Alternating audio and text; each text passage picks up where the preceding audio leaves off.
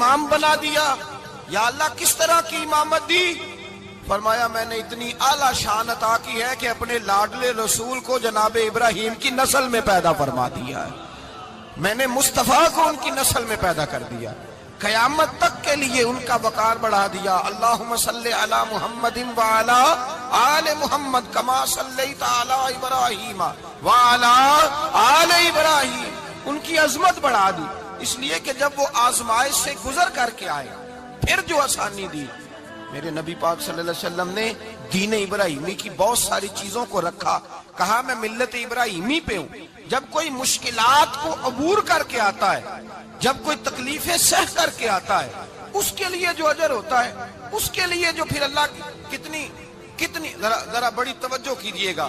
لوگ سمجھتے ہیں فلاں آدمی مشکل میں ہے تو شاید مشکل میں ہی رہے گا، فلاں آزمائش میں ہے تو شاید میرا اللہ فرماتا ہے ایک مشکل دے کے میں 2 آسانیاں بھی دوں گا. تم مشکل دیکھ رہے ہو، مشکل نہ دیکھو، وہ جو اس کو بعد میں آسانی آنے والی ہے، اور ڈبل جو میں اس پر نعمت کرنے والا ہوں اس کو دیکھو. حضرت یوسف کو بھائیوں نے کنویں میں ڈال دیا تھا، اور جب کنویں سے نکلے تو مصر کے بازاروں میں بکے، اور پھر زلیخا نے الزام لگایا تو حالات بگڑ گئے. حضرت یوسف کو جیل جانا پڑا. کتنی کٹھن زندگی تھی، لیکن میرے مالک کو کچھ اور ہی منظور تھا. کنویں میں گرنے والے، بازار میں بکنے والے، جیل میں جانے والے، الزام لینے والے جناب یوسف کو رب کریم نے اسی مصر کا بادشاہ بنا دیا. اللہ پاک نے اسی مصر کا حکمران بنا دیا. یاری تیری سونا ہے پر ازمیشاں تیریاں اگ. اے سونا پرکھیا جاوند آئی پہلو نال اگاں دے لگ. اس کے لیے تھوڑا سا جتن کرنا پڑتا، تھوڑے کٹھن حالات سے گزرنا پڑتا، تھوڑی آزمائشوں کا روپ دیکھنا پڑتا. ہم چاہتے ہیں کہ ہمیں چھیڑے کوئی نہ کوئی تکلیف نہ آئے، کوئی آزمائش. یہ ہو نہیں سکتا میرے بھائی. نامی کوئی بغیر مشقت نہیں ہوا. 100 بار جب عقیق کٹا تب جا کر نگی ہوا. ہم چاہتے ہیں کہ ہمیں کچھ بھی دقت نہ آئے، مشکلات نہ آئے. اور مشکلات تو انسان کو سنوارتی ہیں بھائی، وہ تو نکھارتی ہیں.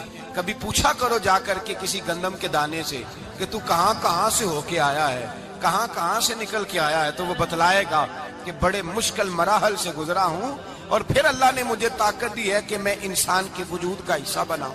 تو بھائی کٹھن مراحل، آزمائشیں، تکلیفیں یہ انسان کو بڑا انسان بنا دیتی، یہ اس کے لیے ترقیوں کا پیش خیمہ ہوتی. ہمارے جوان پریشان ہو جاتے ہیں. عورتیں خاص کر کے اس بات پہ توجہ کریں، وہ بڑی جلدی غم لے جاتی ہیں. وہ کہتی ہیں جانے میرا کچھ ہوگا ہی نہیں، جانے میرا کچھ ہو ہی نہیں سکتا. میرے بھائی درجنوں اور بیسیوں لوگ ایسے ہیں جن کی اولادیں نہیں تھی لیکن نام ان کا ان سے بھی زیادہ ہے جو بڑے بڑے صاحب اولاد. حضرت خواجہ معین الدین اجمیری کو جانتے ہیں آپ لوگ؟ نہیں، جو جانتے ہیں وہ بولیں. جانتے ہیں جی؟ لو جی کافی سارے جانتے ہیں، تھوڑے جی رہ گئے نا. جانتے ہیں نا خواجہ صاحب کو؟ ان کے کسی بیٹے کو جانتے ہوں؟ نہیں جانتے، نہیں جانتے، نہیں جانتے آپ ان کے بیٹے کو.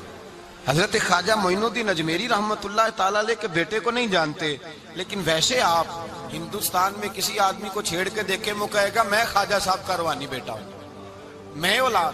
حضرت غوث اعظم رضی اللہ تعالیٰ عنہ کی اولاد کو کم لوگ جانتے ہیں، لیکن آپ ویسے کسی کو پوچھ کے دیکھیں 11ویں والا پیر کون ہوتا ہے، ہر آدمی ہاتھ اٹھا کے بتائے گا خدا کے فضل سے ہم پر ہے سایہ غوث اعظم کا، ہمیں دونوں جہاں میں ہے سہارا غوث. لوگ جھوم کے بتلائیں. میرے بھائی یہاں لوگ پریشان ہو جاتے ہیں کہ اولاد ہوگی تو یہ ہوگا، فلاں ہوگا تو یہ ہوگا. بھائی ایسی کوئی بات نہیں. میرے پاس پیسے ہوتے تو میرا ابا بیماری سے فوت نہ ہوتا. جو مالدار ہوتے ہیں تو کیا وہ بچ جاتے ہیں؟ حضرت اسرائیل انہیں چھوڑ جاتے ہیں؟ او خدا کے بندے تو کیسی بات کر رہا ہے. یاد رکھ یہ جو آزمائشیں ہوتی ہیں، یہ جو تکلیفیں ہوتی ہیں، یہ جو تھوڑے سے مشکل حالات ہوتے ہیں. حضرت یونس علیہ السلام کی دوستی ہوگی حضرت جبریل امین سے، تو جناب جبریل ملنے آئے. حضرت یونس علیہ السلام فرمانے لگے جبریل میرا دل کرتا ہے مجھے اس بندے کی ملاقات کرا جو اللہ کا سب سے زیادہ عبادت گزار بندہ ہے. حضرت جبریل امین لے گئے دور دور فلسطین کے علاقے میں، اور لے جا کر ایک بندے سے ملاقات کرائی جس کی دونوں آنکھیں بھی کوئی نہیں تھی، دونوں بازو بھی کوئی نہیں تھی، دونوں پیر بھی کوئی نہیں تھی. اور اس بندے کی زبان پر لفظ بڑا کیا جاری تھے، یا اللہ تیرا شکر ہے، یا اللہ تیرا، بول کے کہیے یا اللہ تیرا، اے اللہ تیرا शुक्र शुक्र शुक्र कर रहा था। हजरत जनाब सैयदना यूनुस अलैहिस्सलाम कहने लगे मैंने तुझे इबादत गुजार को मिलाने को कहा था, तू कहां ले आया? हजरत जिब्रील कहने लगे या यूनुस, ये हर चीज जाने के बावजूद अपने रब की रिदा पे राजी है। इस वक्त दुनिया में नबियों के बाद जिससे अल्लाह सबसे ज्यादा प्यार कर रहा है वो यही बंदा है। ये अपने रब की रजा पे राजी है। ए तन मेरा कंगी होवे ते मैं जुल्फ सज्जन दी वावा, ते पोश मेरे दी जुत्ती बन जाए ते मैं यार दी कदमी आवा। मारो मारो मैनू मार मुकाओ, कोई उजर न पेश ले आवा, ते जे सोना ही मेरे दुख विच राजी, जे सोना ही मेरे दुख विच राजी, जे सोना ही मेरे दुख विच राजी, ते मैं सुख नू चुल्ले डावा। माना कि जब इस हाल में राजी है तो बस ठीक हो गया, ठीक हो गया। वसल अच्छा है ना फिराक अच्छा है, बस जिस हाल में महबूब रखे वही हाल अच्छा है। बस जिस हाल में उन्होंने रखा बात ठीक हो गई। इसमें अब इंसान शिकवा करते फिरे कि ये किस तरह है, वो किस तरह, अपने आप को मुतमईन रखा। मुश्किल के बाद जो आसानी आल, हजरत लुकमान हकीम, उनके नाम पर कुरान मजीद की पूरी सूरत है। हजरत लुकमान हकीम अलैहिर्रहमा, आप अपने बेटे को नसीहत कर रहे थे, कहने लगे बेटा को मुश्किल आए तो घबराना नहीं, कोई मुश्किल आए तो करे, बेटों को समझ आ जाए कि मुश्किल आए तो, समझ आ रही है बात की, मुश्किल आए तो। और क्या खूबसूरत जुमले, बेटे को बिठा के कहते हैं बेटा छोटी मुश्किल आएगी तो अल्लाह बड़ी मुश्किलात आसान कर देगा। समझो छोटी मुश्किलात आई तो अल्लाह ने बड़ी मुश्किलें उसने आसान कर दी। और आपको बताऊं असल इंसान होता ही वो है जो मुश्किलों में जीने का ढाब सीख जाता है, वो बन जाता है, जो कर्ब के हालात में जीने का सलीका सीख जाता है। अपने बच्चों को ये समझाना, हजरत लुकमान बेटे मुश्किल आए तो घबराना नहीं, बड़ी को टाल देती है, वो नेकी का और आसानी का पेश खैमा होती है। अल्लाह उसके बाद आसानी समझा रहे हैं। कुछ दिनों के बाद कहने लगे आओ फला अल्लाह के नबी की मुलाकात को चले, फला नबी अलैहिस्सलाम से मिलने चलते हैं। उस जमाने में जो नबी थे उनसे मिलने चले गए। बेटे को बात याद थी, घोड़े पे बैठे, इमाम इब्ने जौजी ने इसको लिखा है, घोड़े पे बैठे थे दोनों के पास घोड़े थे। अब रास्ता बहुत ज्यादा था, खाना साथ ले लिया, पानी साथ ले लिया, रास्ता लंबा था, सहरा का इलाका था। जब जाने लगे तो इतनी सख्त गर्मी हुई कि घोड़े भी बेहोश होने लगे। अचानक ऐसी गर्म लू चली कि घोड़े भी। अब दोनों बाप बेटा जो थे वो बड़ी जोश में थे कि जाना ही जाना है। घोड़े से उतर करके पैदल चलने लगे। अब पैदल चलते चलते जरा आगे गए तो अब गर्मी में जितना बंदा पैदल चलता है उतना प्यास भी ज्यादा लगती है, तो पानी पीते रहे, खाना खाते रहे, खाना पानी भी खत्म हो गया। थोड़ा आगे चले ना, इस कदर तकलीफ बढ़ी कि हजरत जनाबे लुकमान के बेटे के पैर के अंदर एक हड्डी पेवस्त हो गई। इतनी बड़ी हड्डी थी वो अंदर ही चली गई, पैर खून के फवारे गिरने लगे, बेटा बेहोश हो गया। हजरत लुकमान उसके सराहने बैठे तो बेटा था ना, आंखों में आंसू आ गए। बेटे ने आंख खोली तो कहने लगा अब्बा जी आप तो सब्र करने वाले हैं, आप रो रहे हैं। फरमाया बेटे मैं क्या करूं, मेरे सीने में जो दिल है वो एक बाप का दिल है। तो बाप जो हुआ तेरा, तेरी दुख पर रोना आया। बड़ी मुश्किल से दांत के साथ हड्डी निकाली, हड्डी निकली तो खून भी चला। साहब ज्यादा कहने लगा हुजूर आपने तो कहा था हर मुश्किल के बाद आसानी होती है, और छोटी मुश्किल देख के अल्लाह बड़ी से बचा लेता है, तो हम तो अच्छे काम चले थे। मुश्किल पे मुश्किल, मुश्किल पे मुश्किल, ये क्या है? हजरत लुकमान कहने लगे बेटा ना तू रब की हिकमतों को जानता है ना पूरी तरह मैं जानता हूं, लेकिन जो मैंने कहा था वो बात सच्ची है। फइन्ना मअल उसरि युसरन इन्ना मअल उसरि युसरा। अल्लाह हर मुश्किल के बाद आसानी अता फरमाएगा, और फरमाया मेरा ईमान है कि जरूर अता फरमाएगा। ये बात कह रहे थे कि सामने से धुआं उठा, इतना सख्त धुआं उठा कि आपने सोचा शायद वहां बादिया वहां जाते। वहां चलने लगे तो पीछे से किसी ने आवाज दी ठहर जाओ, रुको। वहीं रुक गए। थोड़ी देर गुजरी तो कहा रुक जाओ। जब रुके तो एक बोलने वाला बोला, कहने लगा तुम्हारे लिए थोड़ी देर के बाद जानवरों का बंदोबस्त कर दिया जाएगा, खाने का भी बंदोबस्त हो जाएगा, बच्चे का पैर भी सही हो जाएगा, चले जाना, लेकिन जरा ठहरो। हजरत लुकमान कहने लगे बोलने वाले तू कौन है? तो कहने लगे मैं अल्लाह का फरिश्ता हूं, मैं अल्लाह का फरिश्ता हूं। कहा अल्लाह के फरिश्ते और ये सारा कुछ क्या है?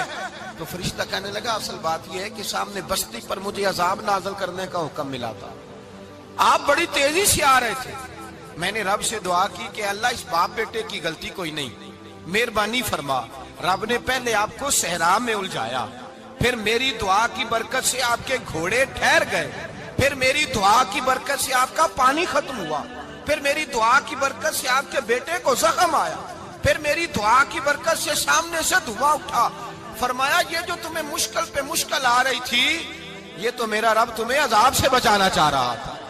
ये जो तुम्हें मुश्किल पर मुश्किल आ रही थी, तो मेरा मालिक तुम्हें अजाब से बचा रहा, तुम समझ नहीं रहे थे। हजरत लुकमान ने बेटे की तरफ देखा तो बेटे कहने लगे, अब्बा जी बात बिल्कुल सच्ची है, अफदलु ज़िक्र ला इलाहा इल्लल्लाह, ला इलाहा इल्लल्लाह। और फिर पढ़ने लगे हस्बुनल्लाहु व निअमल वकील, निअमल मौला व निअमन नसीर। ये विर्द होने लगे। भाई जब तुझे मुश्किल आती है, आजमाइश आती है, तो उस वक्त समझता है पता नहीं मेरे साथ क्या बनने लगा है। अल्लाह तबारक व तआला छोटी मुश्किल दे के तुझे बड़ी से महफूज रखता है, छोटी बीमारी दे के तुझे बड़ी से महफूज रखता है। बल्कि मैं एक दफा एक तकलीफ में, एक आजमाइश में मुब्तला हो गया, तो मैंने अपने हजरत से कहा कि हुजूर सारे दुख इकट्ठे ही आ गए, क्या किया जाए? तो आप फरमाने लगे बड़े खुश नसीब हो, जवानी में अल्लाह ने दुख दे दिए, बुढ़ापे में आए तो बर्दाश्त नहीं होते। ये तो बड़े वक्त पे आ गए, शुक्र अदा करना चाहिए, उस जमाने में बर्दाश्त नहीं होते। अब आसानी है, इनको बर्दाश्त करो, हिम्मत करो। मेरे भाई याद रखें, आजमाइशें, तकलीफें आपको बड़ा करने के लिए आती हैं। हम आजमाइश को बुरा जानते हैं, दुख को बुरा जानते हैं। दुख तो बड़े प्यारे होते हैं, ये रोने का सलीका सिखाते हैं, ये अल्लाह को मनाने का तरीका सिखाते हैं, ये मस्जिद में जाने का। वो जो सुखी बंदा है ना, सुखी, मुझे एक साहब कहने लगे दो किस्म के लोग मदीने से आते, मदीना शरीफ पूछने लगे, कहने लगे हजरत जी दो किस्म के बंदे हैं, कुछ वापस जाते हुए तड़प रहे हैं, कुछ तस्वीरें खींच रहे हैं रुखसती के वक्त, फर्क क्या है? तो मैंने कहा वो जो तस्वीरें खींच रहा है वो अमीर आदमी है, उसे पता है कि मैं फिर टिकट ले लूंगा, महीने के बाद फिर आ जाऊंगा। और ये मदीना छोड़ते हुए तड़प रहा है, ये कोई गरीब है, ये कह रहा है पता नहीं दोबारा मौका मिले कि ना मिले, ये दुखी है, ये आजमाइश में। दुखी सुखी बंदा तो मक्के जाके नहीं रोता, वहां भी खड़ा है, डट के खड़ा। दुखी कोई नहीं तो रोए कैसे, रोए कैसे? दुखी दी गल दुखी आई जाने, दुखी दी गल। ओ क्या खूबसूरत लफ्ज है मियां साहब की, और लफ्जों में हुसन देखे कहने लगे दुखी दी गल, ये दुखी आई जाने ते सुखी नू की खबरां, ते यार जिन्हां दे मौत ने मारे रोंदे नहीं तक तक कबरां। ये मुश्किल मरहला होता है, जब इंसान तकलीफ में होता है फिर उसे एहसास होता है। और तकलीफ वाले को ही तकलीफ वाले की तकलीफ का एहसास होता है। जब आपको अल्लाह मुश्किल देता है तो समझ ले रब आसानी देना चाह रहा है। जब तेज धूप आती है तो समझ ले अल्लाह गर्म हवा गुजार के ठंडी बारिश बरसाना चाह रहा है। और जब चारों तरफ से घुटन हो, पंजाबी में कहते हैं गुम्मा लग जाए, तो फिर सारे बोल के कहते हैं अब जो तूफान आएगा वो सख्त ही आएगा। इसलिए कि घुटन जितनी ज्यादा होती है फिर फजल भी उतना। जिन लोगों ने तकलीफें ज्यादा सही थी, रब ने इज्जतें भी ज्यादा ही अता फरमाई। जिन लोगों ने तकलीफें ज्यादा सही ना, उन्हें अल्लाह ने दर्जा भी। हजरत बिलाल हबशी ने बड़ी तकलीफ सही, मारा करता था मैया, बड़ा मारते थे, इतना मारते थे कि मोटे, आपने कभी देखे हैं देहातों में मोटे मोटे पाए होते थे, चार पाइयों के मोटे मोटे पान की चार पाइयां और बड़ी चार पाइयां काफर बिछा के बैठ जाते, और हजरत बिलाल हबशी के पैर उनके नीचे रख देते, हाथ उनके नीचे रख देते, आग लोहा गर्म करके उसके ऊपर नंगे बदन लिटा देते। मक्के ने बड़ी आजमाइशें देखी, फिर उसी मक्के ने, मदीने ने अजीब रंग देखा कि मेरे नबी मिराज से वापस आए और हुजूर ने अजमत दी। फरमाया बिलाल यार तेरा बड़ा मकाम है, तू मदीने में चल रहा था और मैं जन्नत में तेरे कदमों की आवाज सुन रहा था। कितना तेरा मकाम है, कितना तेरा दर्जा है, मैं वहां तेरे चलने की आवाज सुन रहा था। हजरत अबू बकर सिद्दीक रज़ी अल्लाह तआला अन्हु ने उस जमाने में हुजूर की नौकरी की जब दूसरा जानिसार कोई नहीं था।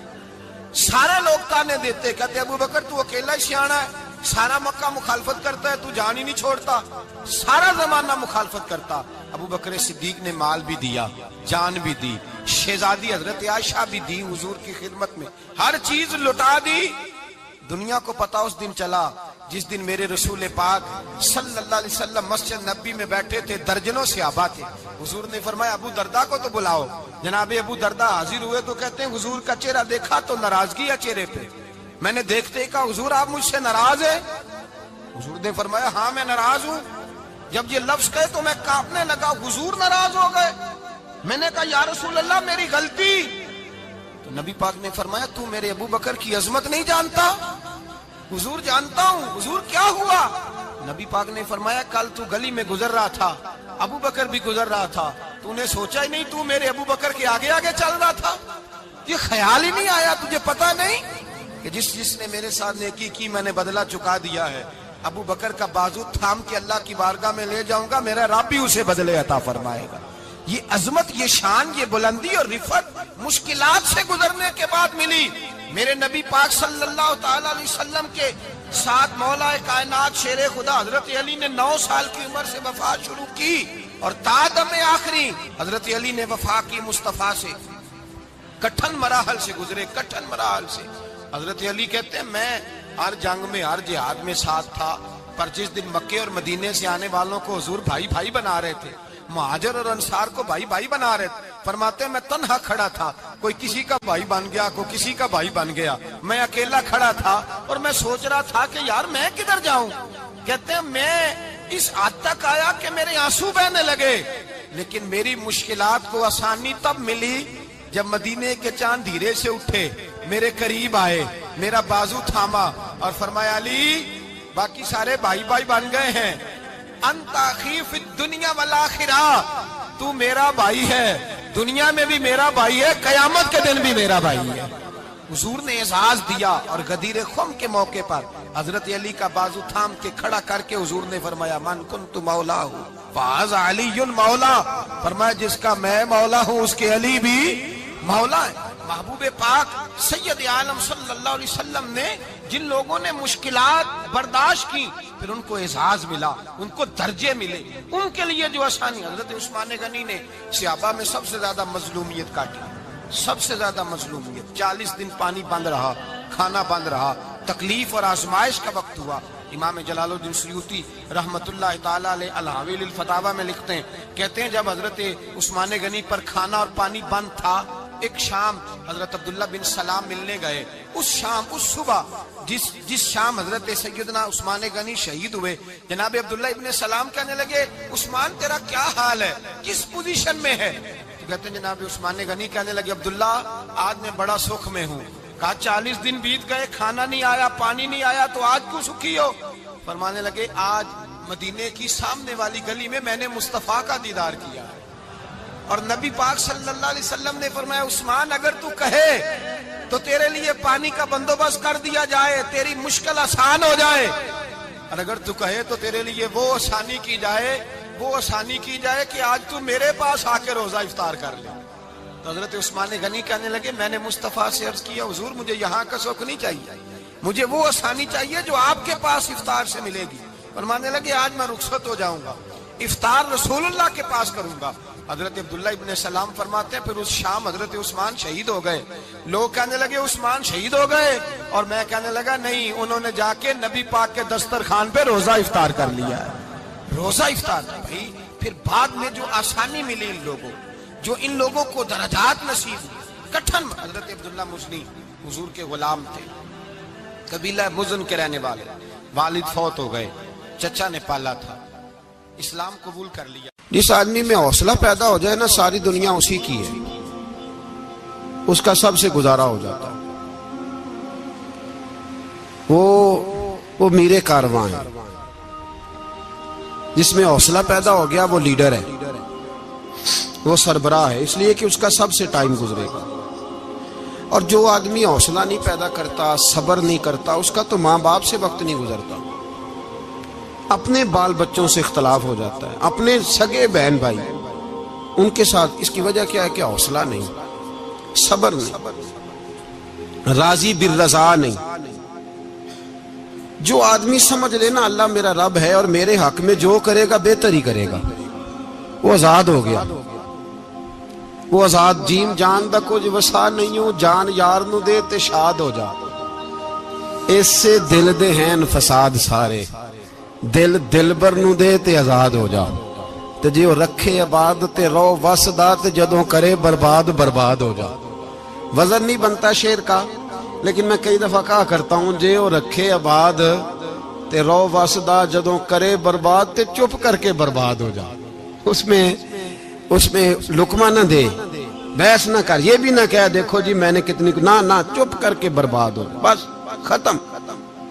اور ایک شاعر نے بڑی زبردست بات کہی تھی، نے کمال کر دیا. شعر سمجھ میں آ گیا تب بھی ٹھیک ہے، نہ بھی آیا تو شعر پھر بھی بڑا ٹھیک ہے، شعر پھر بھی بڑا ٹھیک ہے. اس نے کہا تھا تو اگر عشق میں برباد نہیں ہو سکتا تو جا، پھر تجھے کوئی سبق یاد نہیں ہو سکتا، پھر تو ناکام ہے زندگی میں، پھر تو الف بے بھی نہیں یاد ہوگا. تو اگر عشق میں برباد نہیں ہو سکتا تو جا، پھر تجھے کوئی سبق یاد نہیں ہو سکتا، پھر تو فارغ ہے.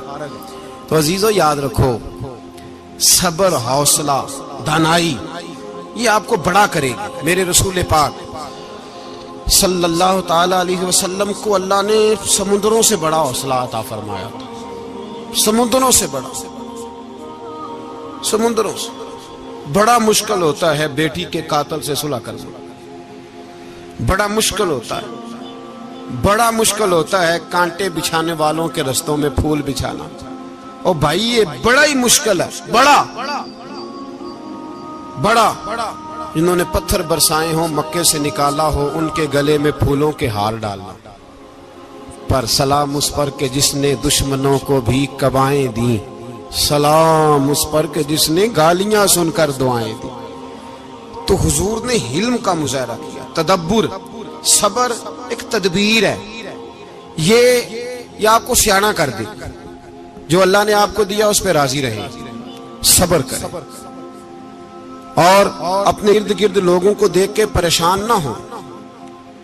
نبی پاک علیہ السلام نے اپنی امت کو صبر سکھایا، اور ساتھ یہ بھی حکم فرمایا کہ مصیبتیں اور مشکلیں بڑے لوگوں پہ آتی ہیں، چھوٹوں پہ مشکلات، جو دل کے چھوٹے ہوں، ذہن کے چھوٹے ہوں، ان پر اللہ مشکل نہیں ڈالتا.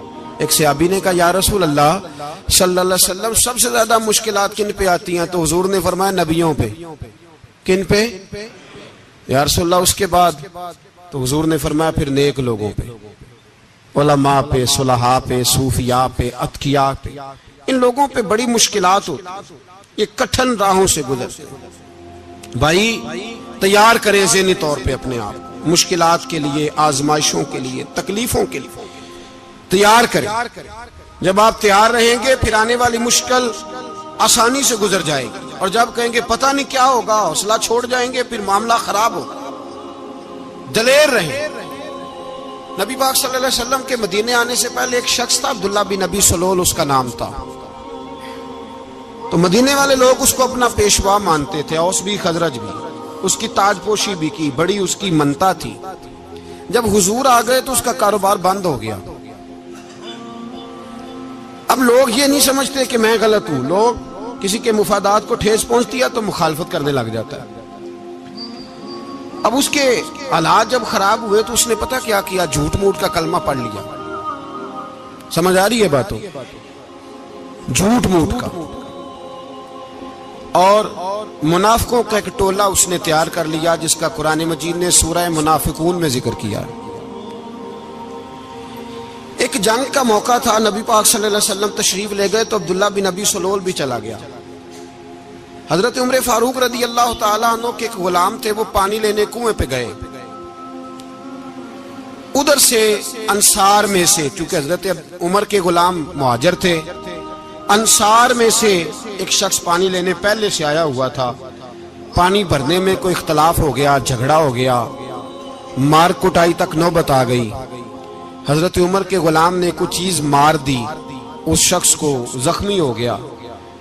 اس نے پکارا، عبداللہ بن ابی سلول نے سمجھا کہ موقع اچھا ہے، دوڑا ہوا آیا اور آ کر اس نے کہا انصار مدینہ بھاگ کے آؤ، جلدی آؤ.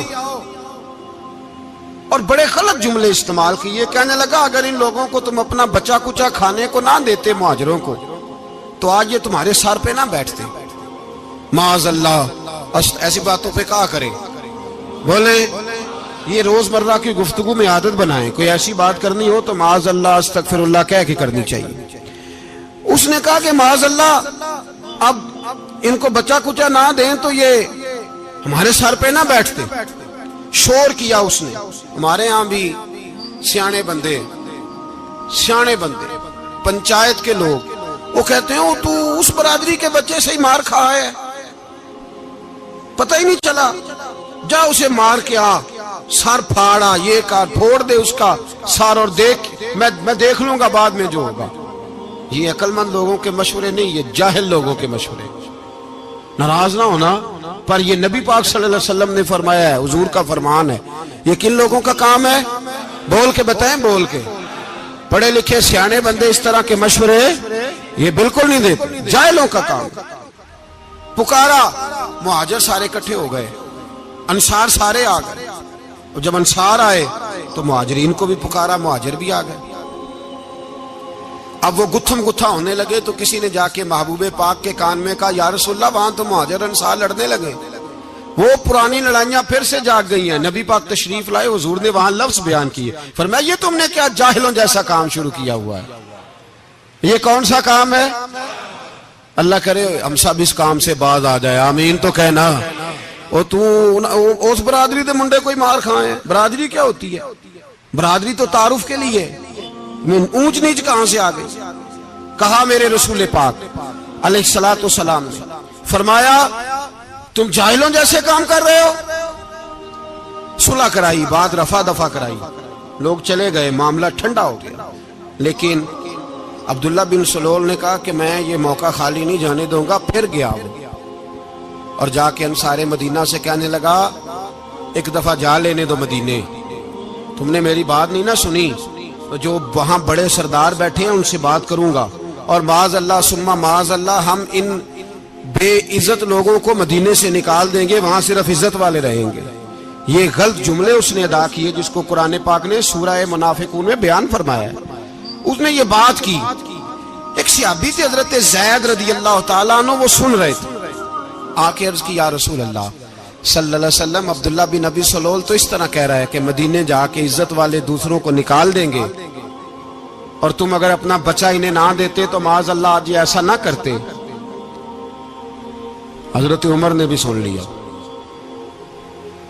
حضرت عمر نے بات سن لی, تلوار نکالی اور دوڑے.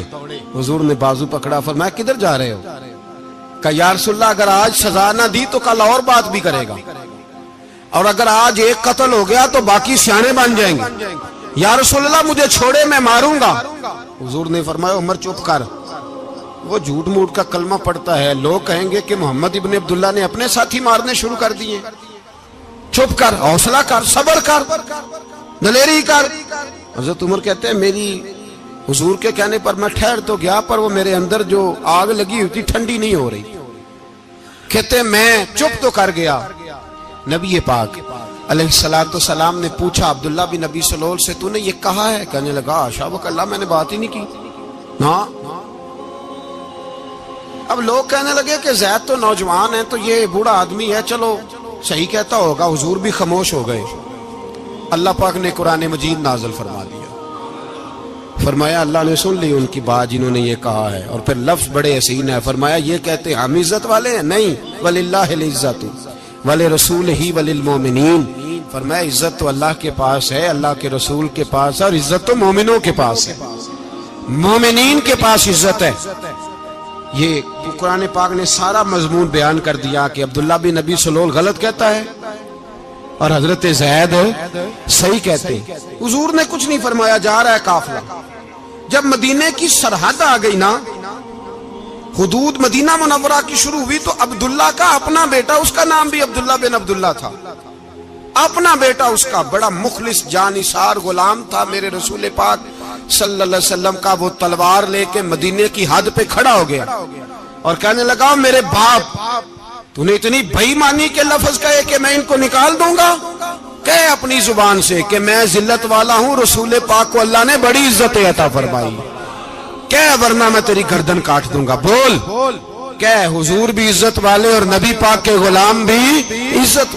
کہے اپنی زبان سے, کہے میرے رب کا یہ فرمان ہے, وَرَفَعْنَا لَكَ ذِكْرَكَ, حبیب میں خود تیرے لیے تیری شانوں کو بلند فرما دوں گا. تو تو دشمن ہو کے کہنے لگا میرے بیٹے مجھے معاف کر دے, مصطفیٰ تو بڑی عزتوں والے, ان کے غلام شانوں والے. جب بیٹا تلوار لے کے سامنے کھڑا ہوا، شہرت ہوئی، اب نبی پاک نے حضرت عمر کی طرف دیکھا، کہا عمر تیری بات صحیح تھی، اب جو ہوا یہ زیادہ صحیح تھا، وہ میں نے تجھے کہا حوصلہ کر، تدبر کر، وقت کا انتظار کر، یہ صحیح ہوا کہ وہ صحیح تھا؟ تو حضرت عمر فاروق کہنے لگے یا رسول اللہ میں گواہی دیتا ہوں آپ واقعی اللہ کے سچے رسول ہیں صلی اللہ علیہ۔ اتنی اچھی رائے، وقت فیصلہ کرتا ہے، تدبر سے چلے، دانائی سے چلے، علم پیدا کریں، بردباری۔ ہمیں کئی دفعہ سجدہ صاف کرنا پڑتا ہے، ہم جو کہتے ہیں بات اس کے الٹ نکل آتی ہے۔ ہم کسی شخص کے بارے میں کچھ تبصرہ کر بیٹھتے ہیں، کچھ عرصے کے بعد ہمیں پتہ چلتا ہے کہ وہ تو ایسا تھا ہی نہیں، ہم نے غلط بات کر دی۔ ہم بغیر تحقیق کے، بغیر تفتیش کے، حوصلہ نہ ہونے کی وجہ سے، صبر نہ ہونے کی وجہ سے ہم بہت سارے کام کر گزرتے ہیں، پھر ہمیں نقصان ہوتا ہے۔ اپنی زندگی میں حلم نہ چھوڑیں، حوصلہ نہ، لڑائیاں ہوتی ہیں نا گھروں میں، اس کی وجہ خامد ہوتا ہے، بیوی نہیں ہوتی۔ یہ بات گھر جا کے بتانا کہ آج انہوں نے کہا لڑائی کی وجہ کون ہوتا ہے؟ نہ بولو تسی، پر میں تے آنکھ ہی چھڑیا ہے، وہ تو ریکارڈ ہو گیا ہے۔ لڑائی کی وجہ کون ہے؟ جڑے باتیں لڑتے ہیں وہ کندے ہی نہیں پے۔ وجہ کون بنتا ہے جی؟ کیوں بلا؟ اس لیے کہ نبی پاک صلی اللہ علیہ وسلم نے فرمایا عورت کی عقل آدھی ہے تو تیری تو پوری ہے نا، جس کا مطلب ہے لڑائی اگر بچ سکتی تھی تو مرد کی وجہ سے بچ سکتی تھی، گھر میں امن ہو سکتا تھا۔ کہتے ہیں جی بڑی بیوقوف ہے میری سنتی نہیں، تو میں نے کہا جو اس سے بحث کر رہا ہے وہ سیانا ہے؟ بولیں، جو بحث کر رہا ہے وہ عقل مند ہے؟ بندہ تو چلو تھا وہ دانشور، شیکسپیئر، باتیں بعض اوقات اس کی کچھ ایسی ہیں۔ اس سے کسی نے پوچھا تھا عورتوں سے کون جیت سکتا ہے بحث میں، تو اس نے کہا تھا وہ جو ان سے بحث نہ کرے، جو ان سے بحث ہے۔ تو بھائی تو وجہ اس لیے کہ حوصلہ تو نہیں کرنا تھا۔ نبی پاک علیہ السلام نے فرمایا بی بی ٹیڑھی لکڑی ہے، سیدھی کرنے کی کوشش کرو گے تو ٹوٹ جائے گی، سیدھی تو پھر کتنا بیوقوف ہے جو پتھر سے سر رگڑ رہا ہے، کتنا نادان ہے جو یہ حرکت کر رہا ہے، دریا میں چھلانگ لگا کے کہتا ہے ڈوبوں گا نہیں۔ تو بھائی حوصلہ پیدا کرے، علم پیدا کرے، بہت ساری ایسی باتیں کرے کہ جس میں اشتعال آئے گا، فٹافٹ 3 لفظ طلاق کے دے دیے، اب بھاگا گیا مفتی صاحب کے پاس، او ہو 4 بچوں کا کیا بنے گا؟ اور یہ بات پکی ہے کہ بچوں کو صرف ان کی ماں ہی پال سکتی ہے، ان کی ماں۔ اور بات مجھے نہیں بھولتی، ایک شخص نے بیوی کو طلاق دے کے دوسری شادی کی، اس کا بیٹا تھا 10 سال کا، تو اس نے اپنے بیٹے سے کہا کہ بیٹے بتا پرانی اماں صحیح تھی یا یہ صحیح ہے؟ اس نے کہا نہیں ابا وہ تو جھوٹ بڑے بولتی تھی، یہ صحیح ہے۔ وہ جھوٹی تھی، وہ جھوٹ بڑے بولتی تھی میری سگی اماں، یہ سچ بولتی ہے۔ اس نے کہا وہ کیسے؟ کہنے لگا اس لیے کہ میں کوئی شرارت کرتا تھا تو میری سگی اماں مجھے تھپڑ مارتی تھی اور کہتی تھی تجھے روٹی نہیں دینی، جا دوڑ جا گھر سے۔ تو میں دوڑ جاتا تھا تو جھوٹ بولتی تھی نہیں دینی، پھر آدھے گھنٹے کے بعد مجھے ڈھونڈنے لگ جاتی تھی، ڈھونڈ کے لاتی تھی، پھر میری منت کرتی تھی، پھر مجھے کہتی تھی نہ مجھے ستایا کر، پھر میرا ماتھا چومتی تھی، پھر میری مرضی کا کھانا بنا کے دیتی تھی، پھر میرے منہ میں لقمے ڈالتی تھی۔ جھوٹی تھی، پہلے کہتی ہے نہیں دینی، پھر پیچھے بھاگتی ہے۔ یہ سچی ہے، میں شرارت کرتا ہوں تو تھپڑ مار کے نکالتی ہے، پھر میں منتیں کرتا ہوں پر روٹی نہیں دیتی، پیر پکڑتا ہوں نہیں دیتی، سچ بولتی ہے، اپنی بات پہ ڈٹ جاتی۔ او بھائی بچے اس کی ماں ہی پال سکتی ہے، تو نے 3 جملے کہتے سوچا ہی نہیں، تیرا کا گیا تو یہ تو نئی بیوی ملے گی، اور اس کا بھی کیا گیا، اس کو بھی شاید شوہر مل جائے۔ ان پھولوں کی پرورش صرف ان کا مالی کر سکتا ہے، دوسرا کر سکتا؟ تو نے حوصلہ ہی نہیں کیا۔ ٹھیک ہے غلطی بی بی کی تھی، پر تو مرد تھا نا، تیرے پاس تو دلیری تھی، فٹافٹی 3 طلاق کے جملے کہہ دیے۔ اور میرے رسول پاک علیہ السلام نے فرمایا جائز کام بڑے ہیں، پر طلاق جائز تو ہے، پر میرے رب کو پسند نہیں، اللہ کو پسند۔ تو نے مالی بگا دیا جس نے تیرے گھر کا باغ سینچنا تھا۔ تو بھائی یہ حوصلہ نہیں، درجنوں طلاقیں، 20 کیس، اور ابھی ابھی وہ شادی کے پورے کپڑے نہیں پہنے تو طلاق پہلے. اس کی وجہ یہ کہ حوصلہ نہیں, صبر نہیں, رضا نہیں, ہم احساس نہیں کرتے. اگر تو یہ سمجھ جائے کہ بس اللہ نے جو میرے لیے بہتر سمجھا مجھے دے دیا, صحیح ہے, میری آزمائش ہے, کیا ہے, کچھ ہے جو اس نے بہتر سمجھا مجھے اس نے, پھر تو سکھی ہو جائے, تیرے لیے جینا آسان ہو جائے, پھر تو بہت ساری پریشانیوں سے, آزمائشوں سے دور ہو جائے. میرے نبی پاک علیہ السلام نے ہمیں حوصلہ کرنے کا حکم دیا, دلیری. 2-3 سال شاید پچھلے سال یا اس سے پچھلے سال حج کے موقع پہ نا, ہمارے پاکستان میں تو بڑے بڑے انوکھے واقعات ہوتے ہیں. سننے سے کیا, میں کہتا ہوں وہ عبرت کے لیے ہوتے ہیں. جعلی ویزے لگوا دیے حج کے کسی ایجنٹ نے, اللہ کے مہمانوں کو بھی لوگ لوٹ لیتے ہیں. جعلی ویزے لگوا دیے, اور مزے کی بات یہ ہے کہ پاکستانی ایئرپورٹ سے گزر بھی گئے وہ ویزے والے, اور احرام باندھے لوگ جدے پہنچ گئے. 4 آدمی تھے, انہوں نے ویزا دیکھا تو کہا نکلی, آپ کو واپس جانا پڑے گا. اگلی فلائٹ سے وہ لوگ واپس آئے. آپ مجھے بتائیے, ان کی جب وہ چھوٹے چھوٹے کلپ آئے, میڈیا نے ان کی باتیں سنی تو ان کے آنسو نہیں تھمتے تھے. ایک آدمی احرام باندھ کے گیا ہے, معمولی سمجھتے ہیں آپ؟ میرے جیسا غریب آدمی کبھی اس نے ارادہ کیا اور مدینے جانے کا لیٹ ہو جائے تو کلیجہ پھٹنے کو آتا ہے.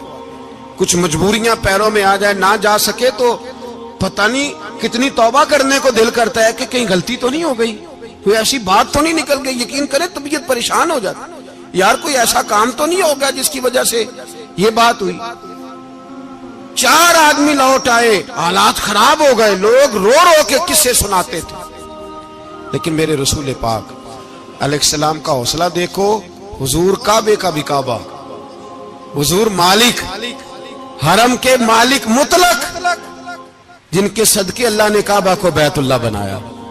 حاجیو آؤ شہنشاہ کا روضہ دیکھو, کعبہ تو دیکھ چکے اب کعبے کا بھی کعبہ دیکھو. حضور 1400 صحابہ کو لے کے گئے عمرہ کرنے. مقام حدیبیہ پر پہنچے تو کافروں نے روک لیا, ہم عمرہ نہیں کرتے. تو اور میں خادم اور جو وارث و مالک ہیں 1400 صحابہ, ہم نہیں عمرہ کرنے دیتے, واپس جائیے. صلح لکھی جا رہی ہے. صلح کی شرطیں کیا ہیں؟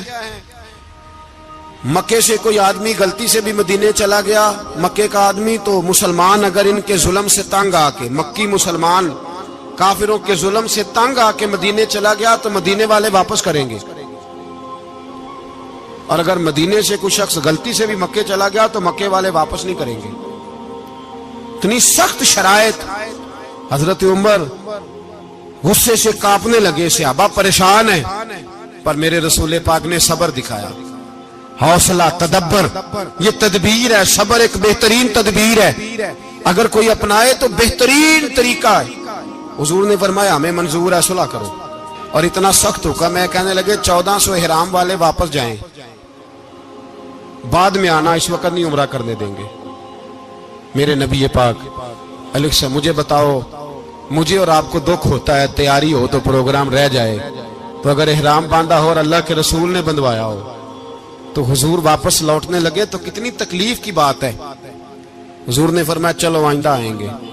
معاہدہ لکھا جا رہا ہے, حضرت علی معاہدہ لکھ رہے ہیں. لکھو محمد الرسول اللہ صلی اللہ علیہ, محمد الرسول اللہ صلی اللہ علیہ وسلم اور قریش مکہ کے بیچ معاہدہ. یہ تحریر لکھی جا رہی تھی تو ابو سفیان بول پڑا, کہنے لگا جی ہم محمد الرسول اللہ نہیں نکلنے دیں گے معاذ اللہ, یہی تو ہمارا جھگڑا ہے.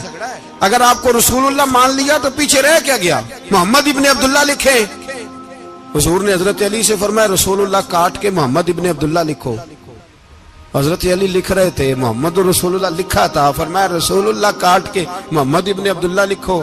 تو حضرت علی کہنے لگے حضور مجھے یہ لفظ کاٹنا نہیں آتا, حضور مجھے یہ لفظ کاٹنا. کسی صحابی نے اعتراض نہیں کیا کہ لکھنا آتا تھا, کہا مجھے کاٹنا. حضور نے دوبارہ کہا علی کاٹ دو. یا رسول اللہ مجھے یہ لفظ کاٹنا نہیں آتا. میرے حبیب نے تیسری دفعہ کہا علی کاٹو. تو شیر خدا نے قلم چھوڑا, ہاتھ باندھے اور کھڑے ہو کہنے لگے محبوبہ مجھے تیرے قصیدے لکھنے آتے ہیں, کاٹنے کوئی نہیں آتے, میں مجبور ہوں, مجھ سے نہیں ہوتا. کوشش کرتا ہوں، نہ قلم اٹھتا ہے نہ ہاتھ چلتا ہے۔ میرے حبیب پاک نے قلم پکڑا اور لفظ رسول اللہ خود کاٹ کے محمد ابن عبداللہ کرایا۔ بھائی وقت گزر گیا، صلح ہو گئی، یہ تدبر، یہ حوصلہ، یہ تدبیر میرے نبی نے فرمائی۔ اب تو 1400 کو مکے نے نہ داخل ہونے دیا، لیکن 1 سال ہی گزرا، تھوڑا ہی وقت گزرا، میرے رسول پاک 10,000 کو لے کے مکے میں داخل ہو گئے۔ 10,000 اس نے فائدہ دیا۔ حکمت کیا تھی، تدبر کیا تھا؟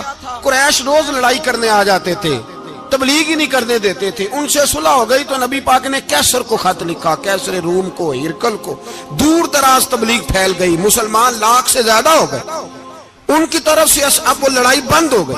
میرے حبیب پاک علیہ السلام کے حوصلے نے کمال دکھایا، اس تدبیر نے فائدہ دیا امت مسلمہ کو۔ 10,000 کا لشکر لے کے حضور کعبے میں داخل ہوئے۔ کل جو ابو سفیان کہتے تھے نا محمد رسول اللہ لکھنے نہیں دوں گا، آج وہ خود کہہ رہے تھے اشہد ان لا الہ الا اللہ واشہد ان محمد رسول اللہ صلی اللہ علیہ۔ کل جو کہہ رہے تھے کہ میں یہ لفظ نہیں لکھنے دوں گا، آج ابو سفیان کی حویلی میں لاکھوں لوگ، ہزاروں لوگ بیٹھے تھے اور سارے کہہ رہے تھے محمد الرسول اللہ، محمد الرسول اللہ، محمد الرسول اللہ صلی اللہ علیہ وسلم۔ میرے محبوب کی تدبر نے، فقاہت نے، اور پھر کمال ہوا۔ 1400 کہاں اور 1,44,000 کہاں، 1400 کہاں اور 1,44,000۔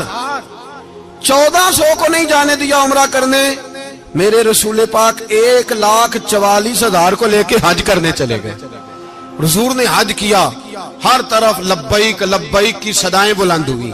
یہ میرے نبی پاک کا تدبر ہے، حوصلہ ہے۔ اگر وقتی طور پہ حوصلہ کر جاؤ گے، دلیری کر جاؤ گے، آنے والا وقت آسان ہو جائے۔ حوصلہ نہیں، صبر نہیں، سکون نہیں، 2-4 باتیں، یہاں تک کہ لوگ ابا جی کی بات برداشت نہیں کرتے، ایسے جملے کہہ دیتے ہیں جو دوبارہ پلٹ کے نہیں آتے، ماں کو لفظ نہیں بولتے، باپ کی روح تک چھلنی کر دیتے ہیں وہ جملے، لیکن لوگ اس وقت حوصلہ کرنے۔ اور ہم پنجابی لوگوں نے تو گنجائش ہی بڑی دے دی ہے، کہتے ہیں بچہ ہے جے ایک ہی ہے، ایک میں حوصلہ کرے کی ہے ماشاءاللہ۔ تو اگر جوان ہو گیا تو کہتے ہیں گرم خون ہے، مکہ کب۔ اگر بوڑھا ہو گیا تو کہتے ہیں بوڑھوں میں حوصلہ نہیں ہوتا، نہ بچے میں نہ تو کس میں حوصلہ ہوگا؟ بولے کسی میں بھی نہیں۔ چھٹی سب کو فتویٰ مل گیا نا، یہ بچہ ہے جی، ابھی یہ تو بچہ ہے، آپ تو سیانے پہ آنے ہیں، یہ بچہ ہے۔ کمال ہو گئی ہے بھائی، کیا مطلب ہے بچہ ہے؟ بچے کو سارا پتہ ہے، ہر چیز اسے آتی ہے، حوصلہ کرنا ہی نہیں آتا۔ اور پھر کہہ دیا وہ تو گرم خون ہے۔ وہ کیا بات کرتے ہو، گرم خون؟ ابے کے گلے پڑ گیا گرم خون، اس کو کھڑا کرو نا ایس پی کے سامنے اور اس کو مار تھپڑ اس کے منہ پہ، تیرے گرم خون کا پتہ چلے۔ غریب کے یہ گلے پڑ گیا، اس کو کھڑا کرو ایس ایچ او کے سامنے، پھر پتہ چلے گا خون کتنا گرم ہے۔ وہاں بالکل چپ ہے، بالکل خاموش ہے، اور گرم خون اس کا صرف اماں کے لیے۔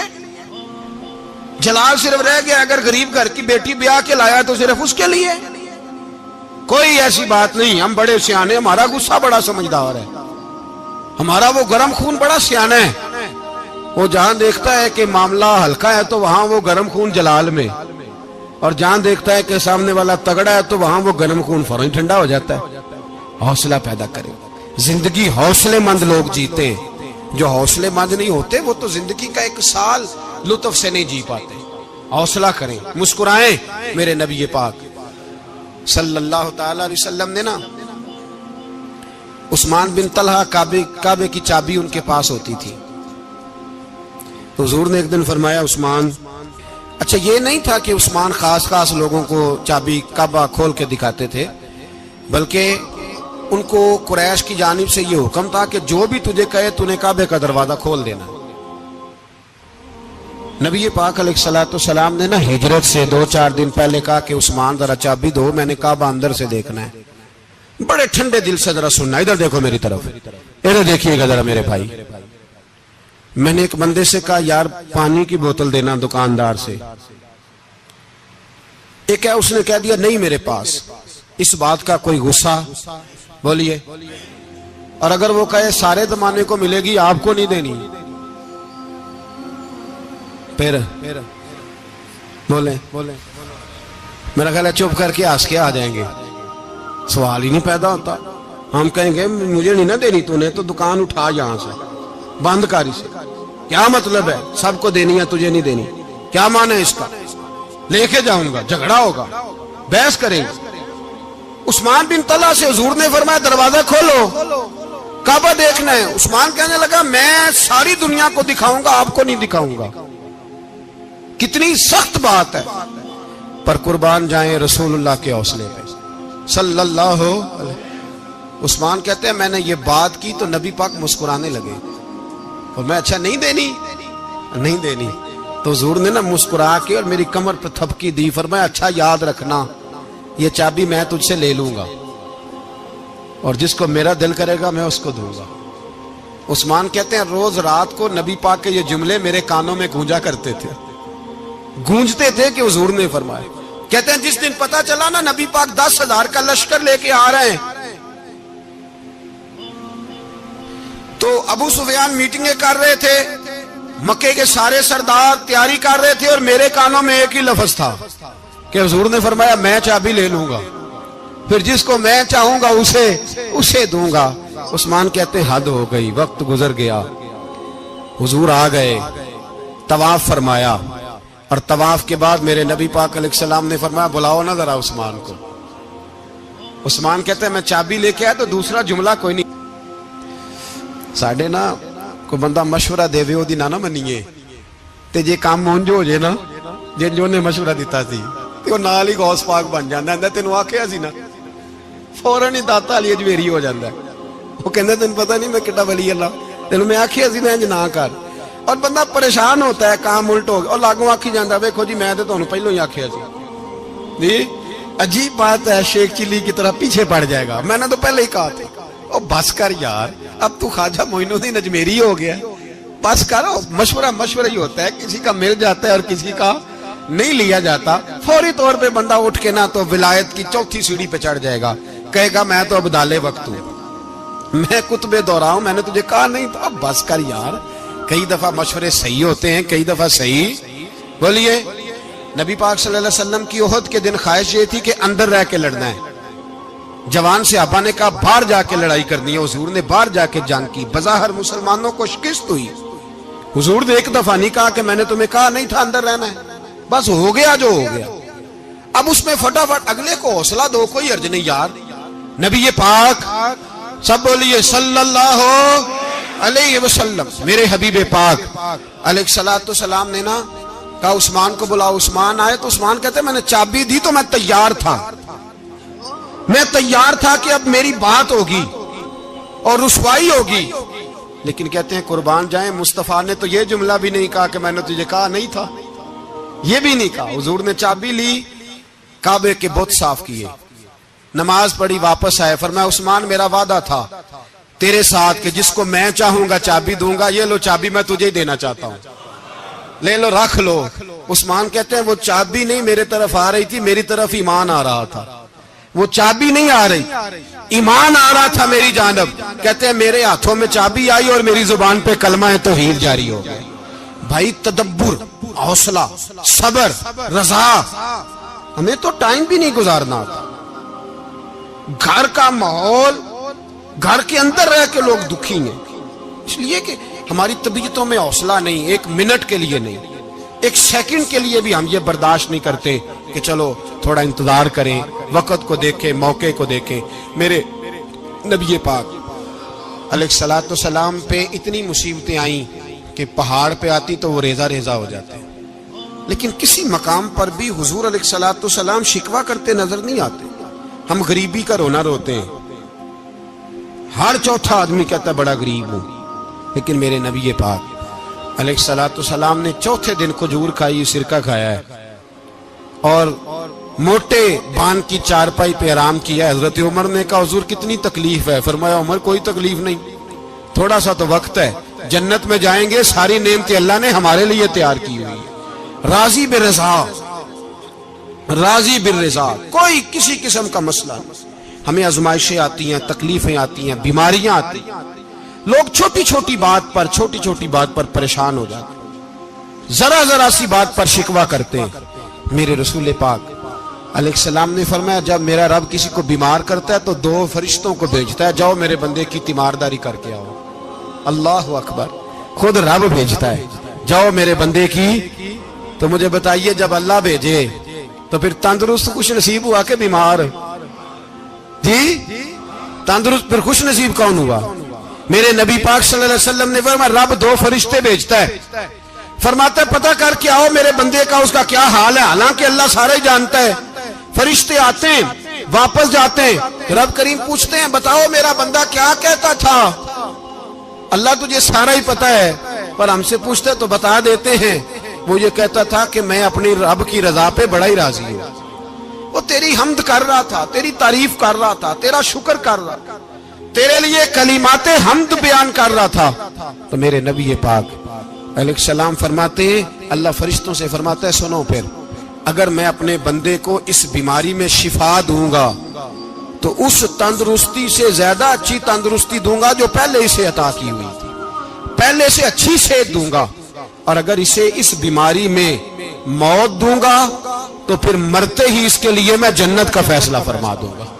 بھائی جب تو راضی بالرضا رہتا ہے، راضی بالرضا، بڑی سادی سی بات ہے بھائی، آپ گھر گئے روٹی مانگی تو اگر کسی نے کہا نا کہ اتنی تھکاوٹ ہے ٹائم پہ آیا کریں اس وقت، تو روٹی تو وہ بھی مل گئی پر اس میں لذت، وہ سکون نہیں، وہ سکون نہیں۔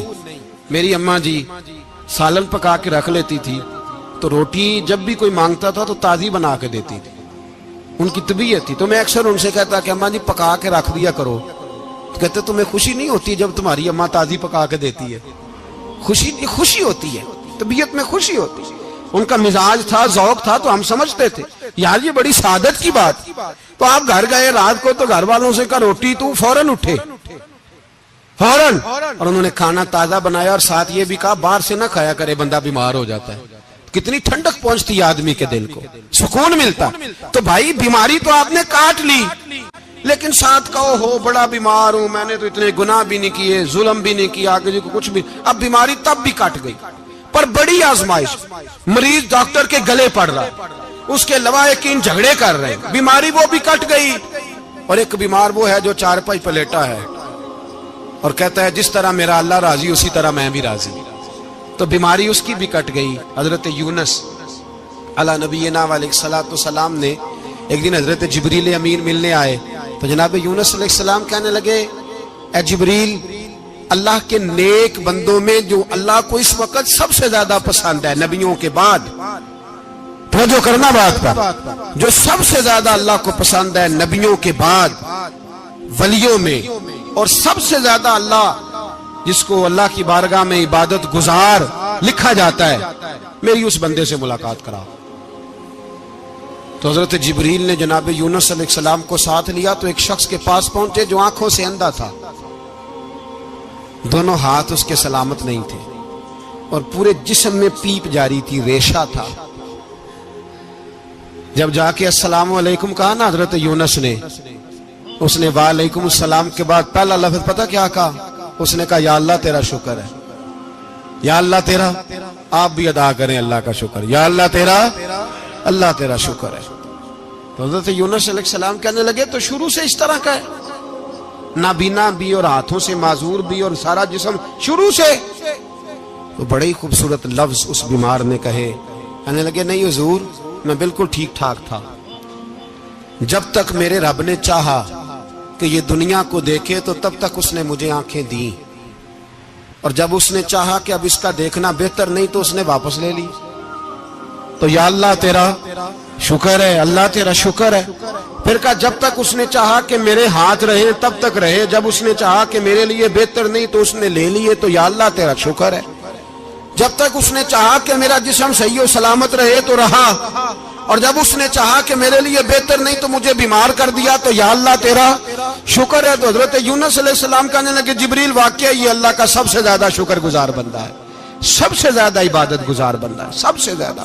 میرے نبی پاک علیہ السلام نے فرمایا میرا مومن ہر حال میں ہی نفع میں ہے، نعمت ملے تو شکر کر کے نفع، مصیبت آئے تو صبر کر کے نفع. اپنی زندگی میں تحمل، بردباری، علم پیدا کرے، حوصلہ پیدا کرے.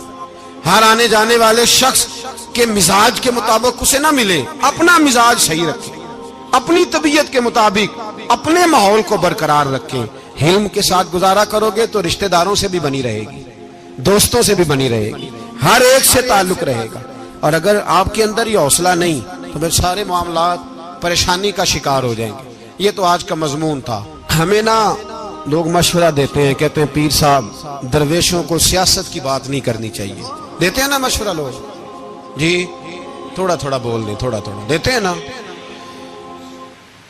اگرچہ ہم ان کی بات نہیں مانتے، اس لیے کہ اقبال نے کہا تھا جدا ہو دین سیاست سے تو رہ جاتی ہے چنگیزی. جدا ہو دین سیاست سے تو، اور پہلا فکرہ یہ ہے کہ جلال بادشاہی ہو یا جمہوری تماشا ہو، جدا ہو دین سیاست سے تو رہ جاتی ہے. اس نے کہا جب سیاست اور دین علیحدہ علیحدہ ہوتے ہیں تو چنگیز خان اور ہلاکو خان پیدا ہوتے ہیں. سیاست جب تک مسجد کے اندر رہتی ہے تب تک پاک صاف رہتی ہے، وہ گندی ہوتی تب ہے جب مسجد سے نکل جاتی ہے. حضرت علی کے زمانے تک مسجد میں رہی، پاک صاف رہی. یزید باہر لے گیا تو گندی ہو گئی. حضرت عمر بن عبدالعزیز دوبارہ مسجد میں لے آئے تو پھر پاک ہو گئی. لیکن پھر بھی ایک ساتھی نے مجھے کہا تو اس کی بات میں، سب کی باتیں نہیں مانتا، اس کی بات میری سمجھ میں آئی.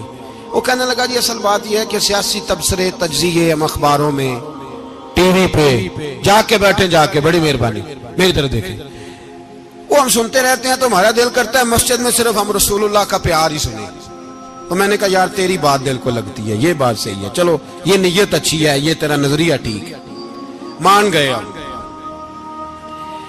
میں چلا گیا دکاندار کے پاس اور میں نے اس کو جا کے کہا کہ گاڑی کا انجن کھولو، اس طرح کرو، اس طرح. اس نے کہا مولانا آپ جا کے نا گھر تو فقہ کی کتاب کھولیں، اس لیے کہ گاڑی کے انجن کے بارے میں آپ کو معلومات، یا اگر آپ نے یہ کام کرنا ہے تو اس کو پڑھیں.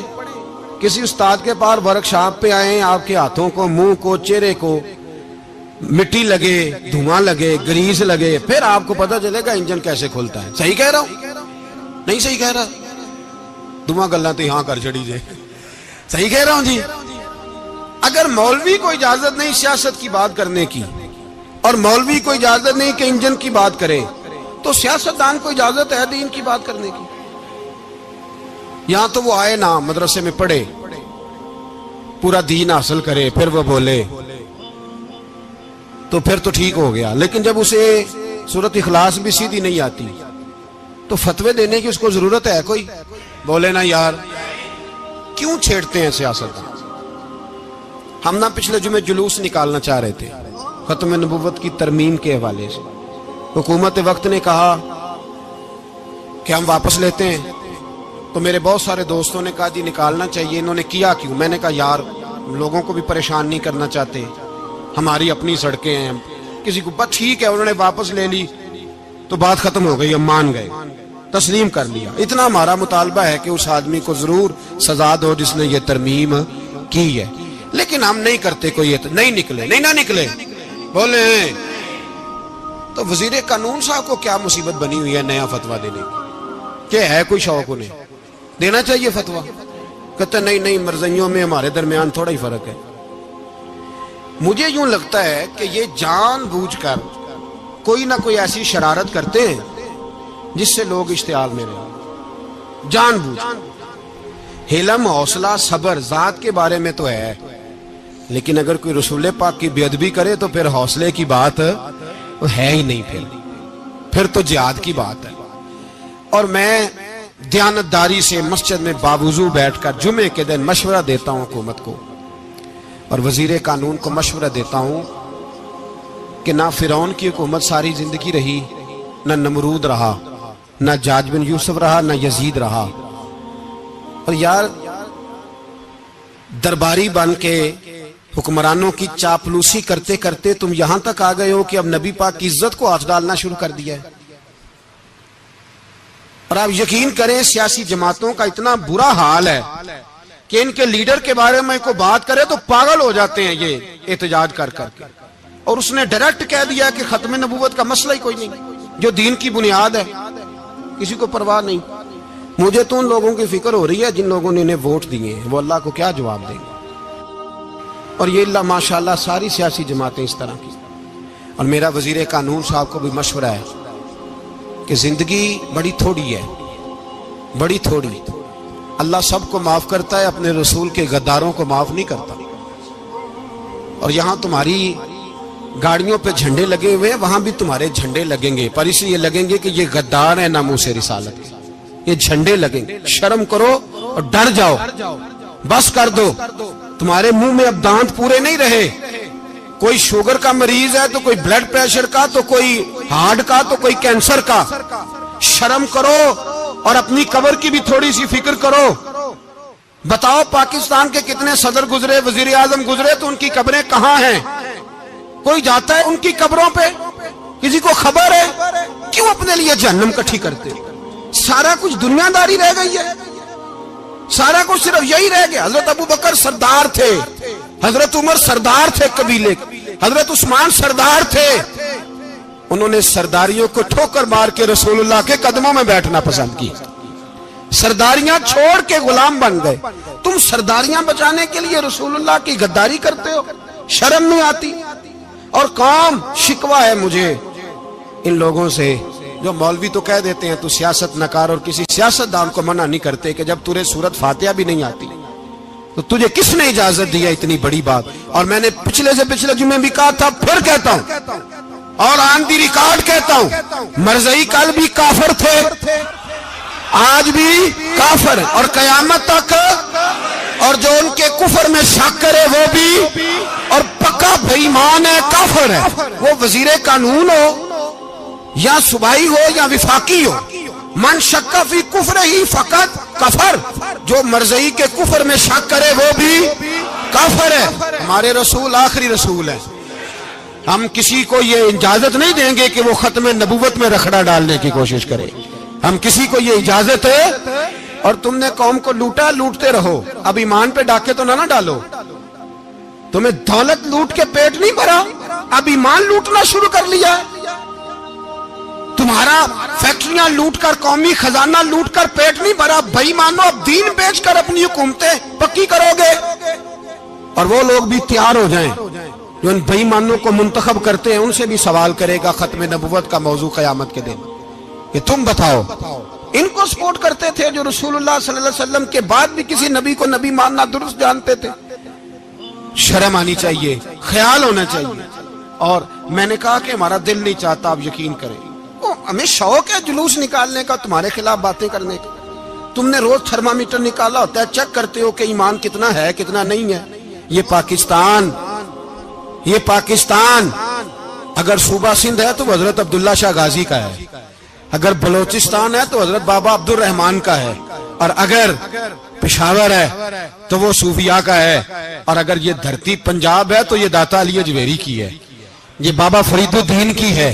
इसमें किसी गद्दार को कब्जा करने की इजाजत बिल्कुल नहीं मिलेगी। और हम वो लोग भी नहीं जो चुप करके अंदर सोते रहे, कौम जो करती है करती रहे, हमें परवाह नहीं। ना, ऐसी कोई बात नहीं। कोई बंदा ना समझे कि इन्हें होश नहीं, इन्हें पता नहीं, हमें सारा कुछ ही आता है। फिर अगर कल को कोई मुमताज कादरी पैदा हो गया तो शिकवा ना करना। कल को कोई फिर से आमर चीमा निकल आया तो शिकायत ना करना, याद रखना।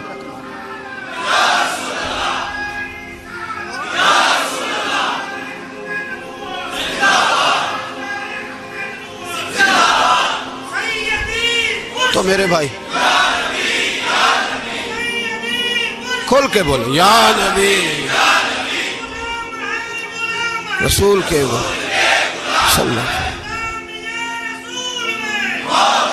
तो ये मशवरा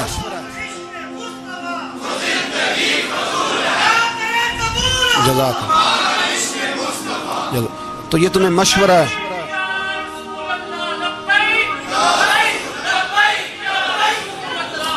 मेरी बात सुनिए, याद रखें, ये लोग बाद में पछताते हैं, फिर मुनाजरे कराते फिरते हैं, उसने सही किया कि गलत किया, फिर इन्हें होश आती है बाद में, फिर इनके हवारे निकल निकल के मैदानों में दलीलें देते हैं। इसलिए हमारा मशवरा है इन्हें कि ये अपनी हद में रहें, और जो काम तुम्हारे जिम्मे, मैंने कहा ना तुमने बड़ा लूटा, ये कौम रोज तुम्हें मौका देती है लूटने का, موقع دیتی ہے تو تم نے دولت لوٹ کے پیٹ نہیں بھرے، اب ایمان لوٹنے کے چکر میں آ گئے ہو۔ یاد رکھو مسلمان گناہگار ہیں، غدار نہیں ہیں۔ تمہیں دولت لوٹنے کا تو شاید موقع مل گیا ہے، پر ایمان لوٹنے کا موقع نہیں ملے گا۔ تو اس لیے اس کو لگام دو۔ اور ویسے بھی کتا جو پالتو ہوتا ہے نا، اس کو گھر کے اندر سنگلی سے باندھ کے رکھنا چاہیے۔ یہ تمہارے بوٹ چاٹتے ہیں، بھونکتے ہیں، تمہارے حق میں وزارتیں لیتے ہیں۔ ہم نے تو کوئی وزارت نہیں لی تم سے، اور نہ ہمیں شوق ہے، اس لیے کہ ممبری کیا کرنی ہے جس کو ممبر رسول عطا کر دیا جائے؟ اس نے کیا کرنی ہے یہ ممبریاں جس کو پکا ممبر رسول دے دیا جائے؟ تو اس لیے اس سے باہر آؤ۔ میں نے کہا بڑے بڑے نمرود، فرعون، قارون دفن ہے، تمہارا بھی نام تک نہیں ہوگا، بالکل نام نہیں ہوگا۔ اس لیے ہمارا مشورہ، اور آپ لوگ بھی آئے نا یہ اگلے سال، تو ان کو کھڑا کر کے پوچھ لینا، اسلامی جمہوریہ پاکستان کا تم نے MPM نے بننا ہے، پہلا کلمہ ہی صحیح سنا دو۔ چلو خدا کا واسطہ یہی بتا دو کہ تمہیں نماز بھی ڈھب سے آتی ہے کہ نہیں، اور آپ کی موج ہے، آپ بٹھا لیتے ہیں سر پہ، کیا کریں، سمجھانے والے مفت گناہگار ہو گئے اور بہکانے والے سب تمہارے یار ہو گئے۔ اس لیے یہ چھیڑتے ہیں جان بوجھ کے، اور پھر جب کوئی ممتاز قادری علیہ رحمہ پیدا ہوتے ہیں پھر انہیں دشواری ہوتی ہے، پھر ان کا جینا مشکل ہو جاتا ہے۔ یہ موقع دیتے ہیں، پتہ نہیں کس کے ایجنڈے پہ عمل کر رہے ہیں۔ میرا سوال یہ ہے، میں نے پچھلے جمعے پھر میرا سوال ہے کہ میں پوچھتا ہوں، اس آدمی کو ضرورت کیا ہے ختم نبوت پر بات کرنے؟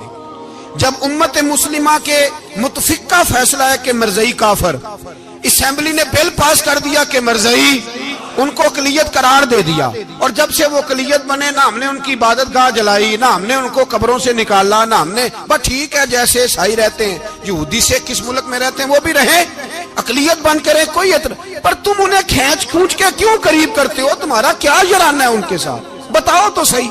ان لوگوں سے ان کو چاہیے اپنے منہ میں لگام ڈالیں، اور اگر نہیں ڈالیں گے پھر انشاءاللہ ڈالی جائے گی، اور بڑی تگڑی ڈلے گی، اور پھر ایسی ڈلے گی۔ سلمان تاثیر جب مرا تھا نا تو 5-5 لاکھ روپیہ مولویوں کو آفر کی جنازہ پڑھاؤ، 5-5 لاکھ روپیہ چھوٹے چھوٹے مولویوں کو۔